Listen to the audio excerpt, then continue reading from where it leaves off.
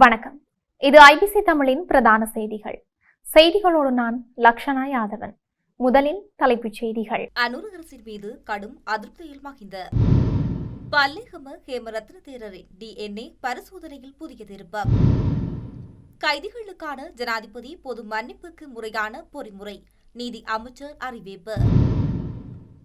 ஆசிரியர்களின் இடமாற்றம் தொடர்பில் கல்வி அமைச்சின் முக்கிய முடிவு.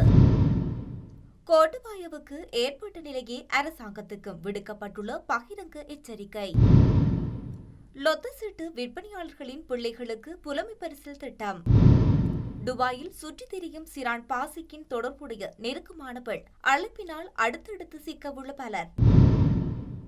நெதன்யாகுவை கைது செய்ய சிவப்பு பிடியாடை இன்டர்போலிடம் துருக்கி கோரிக்கை. போலி வாகன பதிவு ஆவணங்கள் தயாரித்து விற்பனை 3 பேர் கைது. எல்னினோவால் முழு இலங்கைக்கு மேற்படவுள்ள தாக்கம் அதிகாரிகளுக்கு ஜனாதிபதி பிறப்பித்துள்ள உத்தரவு. தொடர்பான விரிவான செய்திகள்.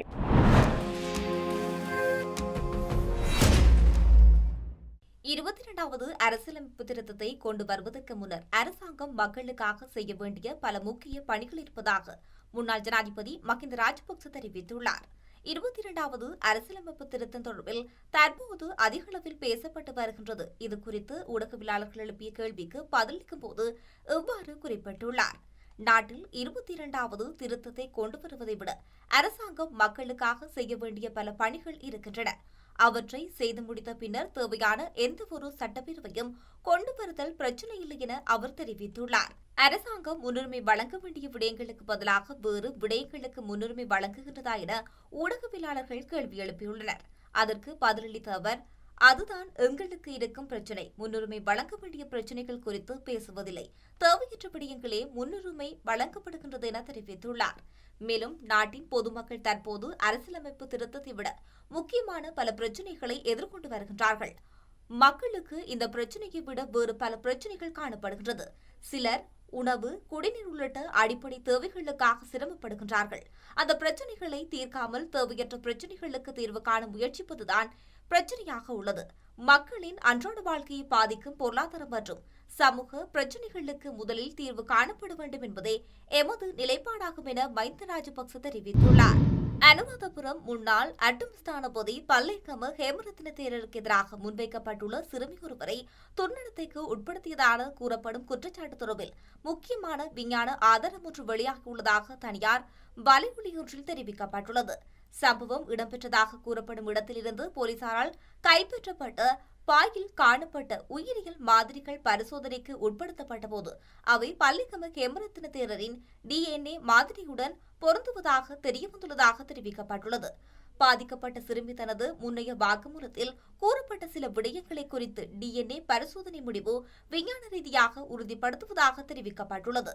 இந்த வழக்கு தொடர்பான முன்னைய அறிக்கைகளில் சிறுமியின் ஆடைகளில் எந்தவிதமான உயிரியல் மாதிரிகளும் காணப்படவில்லை என தெரிவிக்கப்பட்டிருந்த போதிலும் தற்போது வெளியாகியுள்ளதாக கூறப்படும் இந்த DNA அறிக்கை வழக்கின் அடுத்த கட்ட நடவடிக்கைகளில் முக்கிய ஆதாரமாக அமையக்கூடும் என சட்டத்துறை நிபுணர்கள் கருதுவதாக தெரிவிக்கப்படுகின்றது. இந்த விடயம் தொடர்பில் சட்டமா அதிபர் திணைக்களமும் தற்போது விசேட கவனம் செலுத்தி வருவதாகவும் வழக்கு எதிர்வரும் ஜனவரி 8ஆம் தேதி மீண்டும் விசாரணைக்கு எடுத்துக் கொள்ளப்பட உள்ளதாக தெரிவிக்கப்பட்டுள்ளது. மேலும் சந்தேக நபரான தேரர் நீதிமன்றத்துக்கு வரும் சந்தர்ப்பங்களில் கருப்பு நிற கண்ணாடிகள் பொருத்தப்பட்ட வாகனங்களில் ரகசியமாக வருவது தொடர்பிலும் விசாரணை அறிக்கை ஒன்றை கோருமாறு அனுராதபுரம் நீதவான் உத்தரவிட்டுள்ளதாக கூறப்பட்டுள்ளது. தண்டனை விதிக்கப்பட்ட கைதிகளுக்கு ஜனாதிபதி பொது மன்னிப்பு வழங்குவதற்கான முறையான பொறிமுறை ஒன்றை உருவாக்குவது தொடர்பில் நியமிக்கப்பட்ட குழுவின் அறிக்கை விரைவில் அமைச்சரவையில் சமர்ப்பிக்கப்படும் என நீதி அமைச்சர் கச்சன நாணயக்கார தெரிவித்துள்ளார்.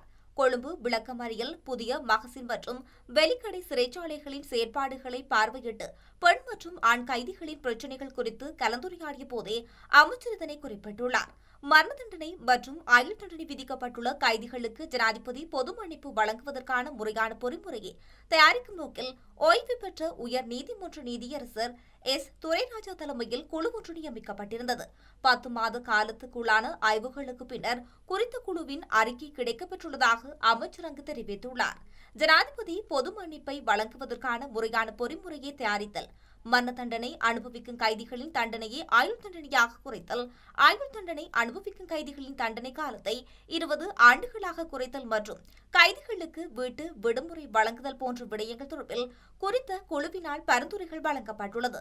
இதன் மூலம் மரண தண்டனை மற்றும் ஆயுள் தண்டனை விதிக்கப்பட்ட கைதிகள் விடுதலையாகி செல்வதற்கான முறையான பொது மன்னிப்பு பொறிமுறை ஒன்றை உருவாக்குவது தொடர்பான விடயங்கள் அமைச்சரவையில் சமர்ப்பிக்கப்படும் எனவும் ஹர்ஷன நாணயக்கார தெரிவித்துள்ளார்.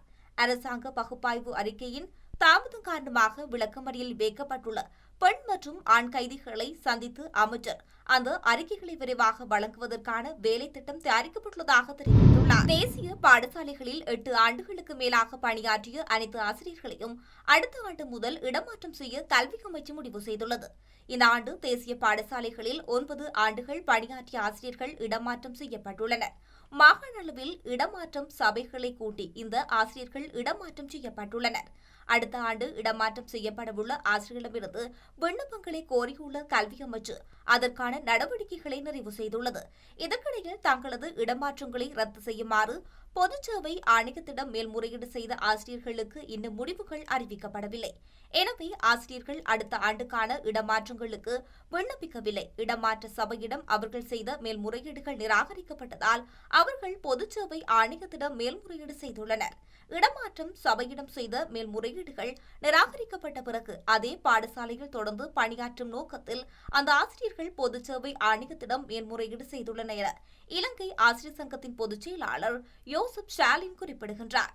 இதேவேளை மேல்முறையீடுகள் மீதான முடிவுகள் எவ்வளவு தாமதிக்கின்றனவோ அந்த ஆசிரியர்கள் தங்கள் இலக்குகளை அடைவது அவ்வளவு எளிதாகிவிடும் என்று அவர் சுட்டிக்காட்டியுள்ளார். அரசியலமைப்பு திருத்தத்தை உடனடியாக திரும்பப் பெற தவறினால் கோட்டாபய ராஜபக்சவுக்கு ஏற்பட்ட நிலையே தற்போதைய அரசாங்கத்துக்கும் ஏற்படும் என முன்னாள் நாடாளுமன்ற உறுப்பினர் அஜித் மானபெரும தெரிவித்துள்ளார். கொழும்பில் வெள்ளிக்கிழமை ஊடகவியலாளர் சந்திப்பை ஏற்பாடு செய்து அதில் கலந்து கொண்டு உரையாற்றும் போதே அவர் மேற்கண்டவாறு தெரிவித்துள்ளார்.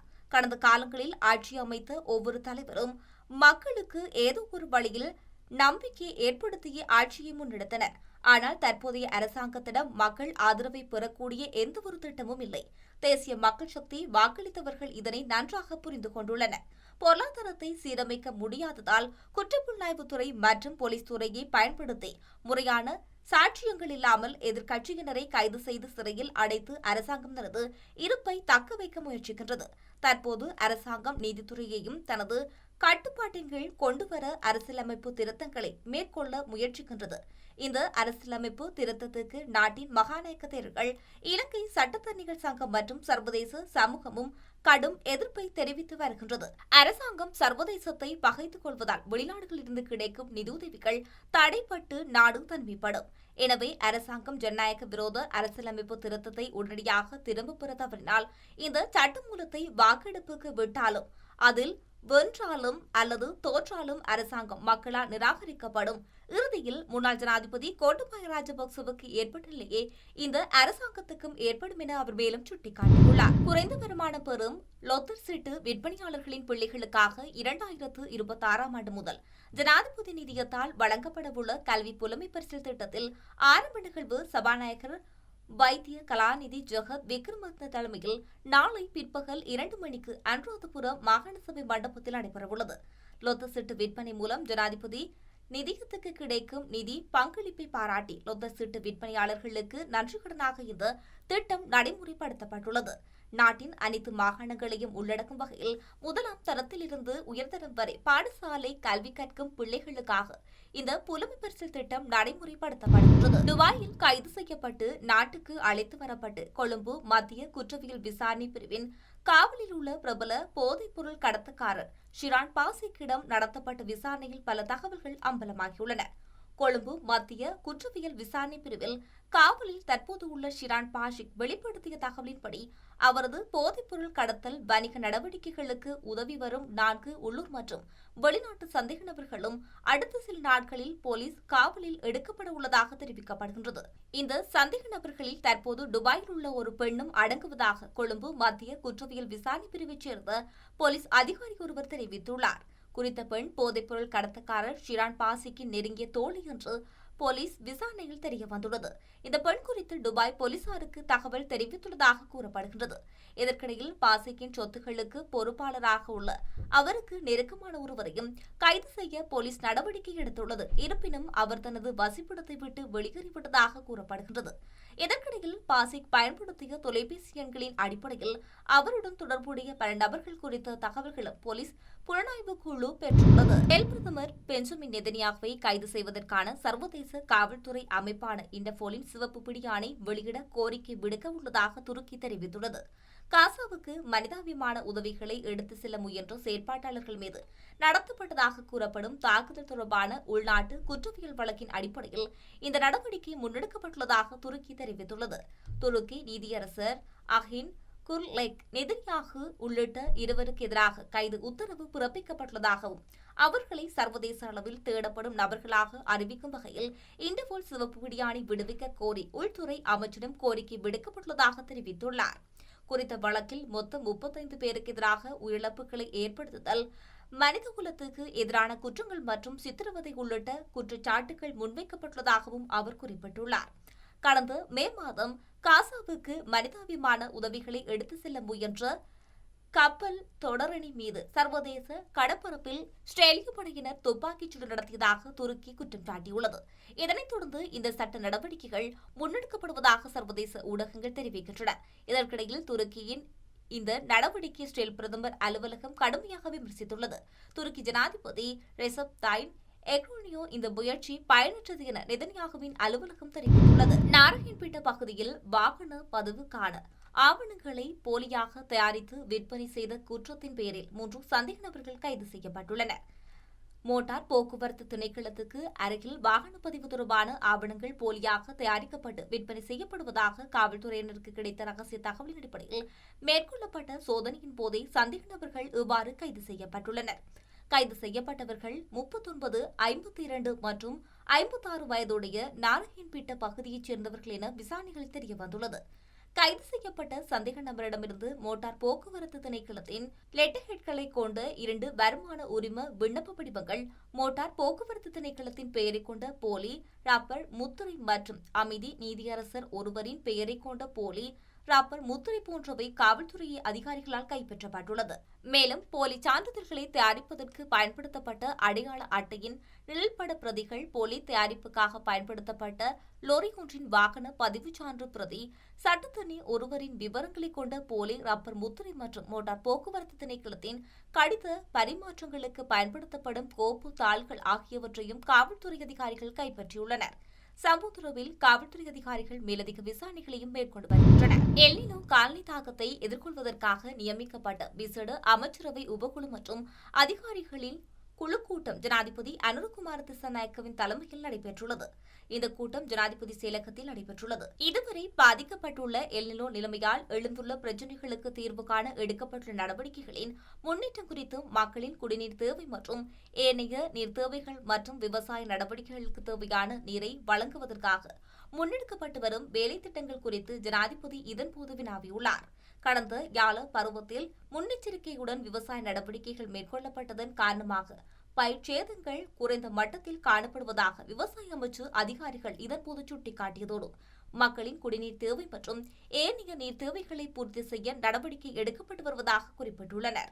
அத்துடன் வளிமண்டலவியல் திணைக்களத்தின் எதிர்ப்பு கூறலின்படி எதிர்வரும் ஆண்டு பிப்ரவரி, மார்ச் மற்றும் ஏப்ரல் மாதங்களில் மீண்டும் முழு நாட்டிலும் கடுமையான வறண்ட காலநிலை நிலவக்கூடும் என எதிர்ப்பு கூறப்பட்டுள்ள நிலையில் அந்த தாக்கத்தினால் விவசாயம், பெருந்தோட்ட தொழில், நன்னீர் மீன்பிடி தொழில் மற்றும் நீர் மற்றும் மின்சார விநியோகத்துக்கு ஏற்படக்கூடிய தாக்கங்கள் மற்றும் இந்த நிலையை எதிர்கொள்வதற்காக தயாரிக்கப்பட்டுள்ள திட்டங்கள் குறித்து ஜனாதிபதி இதன்போது வினவியுள்ளார். பாதிக்கப்படக்கூடிய காலப்பகுதியில் மக்களுக்கு அத்தியாவசிய பொருட்கள் மற்றும் சேவைகளை தடையின்றி பேணுவதுடன் அனர்த்தத்தால் பாதிக்கப்படும் மக்களின் பொருளாதார இயல்பு நிலையை திரும்பும் வரை அவர்களை பாதுகாப்பான வேலை திட்டங்களை நடைமுறைப்படுத்த வேண்டிய அவசியத்தை இதன்போது சுட்டிக்காட்டிய ஜனாதிபதி அனர்த்த முகாமைத்துவ பிரிவுடன் இணைந்து இந்த நடவடிக்கைகளை திட்டமிடுமாறு அதிகாரிகளுக்கு உத்தரவிட்டுள்ளார். செய்திகளின் நிறைவாக மீண்டும் தலைப்புச் செய்திகள். அனுர அரசின் மீது கடும் அதிருப்தியில் மகிந்த பல்லேகம ஹேமரத்ன தேரரின் DNA பரிசோதனையில் புதிய திருப்பம். கைதிகளுக்கான ஜனாதிபதி பொது மன்னிப்புக்கு முறையான பொறிமுறை நீதி அமைச்சர் அறிவிப்பு.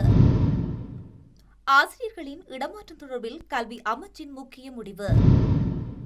கோட்டபாயவுக்கு ஏற்பட்ட நிலையே அரசாங்கத்துக்கும் விடுக்கப்பட்டுள்ள பகிரங்க எச்சரிக்கை.